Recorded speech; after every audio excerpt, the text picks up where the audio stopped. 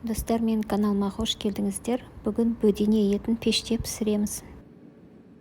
Алдымен бөденелерді тазалап жуып аламыз. Қаласаңыздар, соңғы суға сірке суын қосып жусаңыздар болады.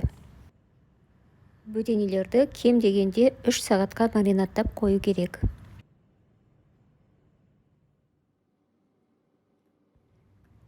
Маринаттау үшін 3 ас қасық соя соусы, 1 пияз, 1-2 түйір сарымсақ және кептірілген шөптердің миксі қажет.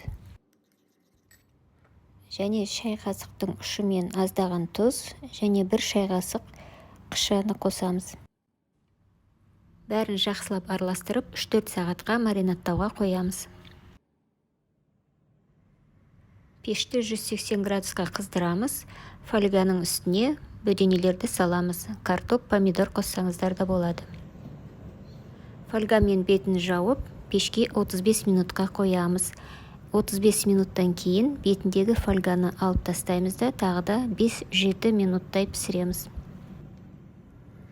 Бөдененің еті диеталық жеңіл тағам болып саналады. Жасап көріңіздер. Келесі видеода кездескенше. Видео ұнаса лайк қойыңыздар.